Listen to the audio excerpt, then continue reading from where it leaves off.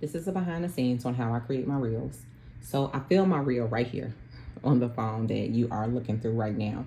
I have an iPhone 13 Pro Max. Once I save it to my iPhone, I then airdrop it to my desktop or my laptop, but most of the time I'm working from my laptop. So it's airdropped here. Once it is here, I bring it over into Adobe Lightroom. And there's two ways that you can edit your videos or your photos. You can use presets from the community.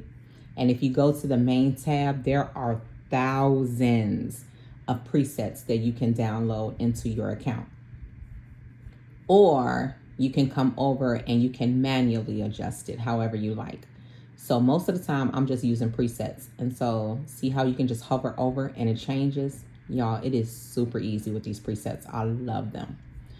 Once you figure out what preset you want to use and you adjust the lighting and all of the colors, you'll then export it to your hard drive. And I use my external hard drive right here. I save it and then I airdrop it back to my cell phone so I can go ahead and I can upload it into Instagram. How are my reel covers created? Those are created right here inside of Canva. Just like this. I have an entire folder full of covers and then the captions are there as well.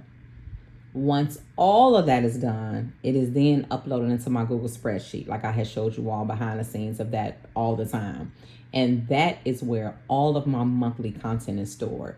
So that is how I create my reels, how I edit them inside of Lightroom, and how I create the reel covers.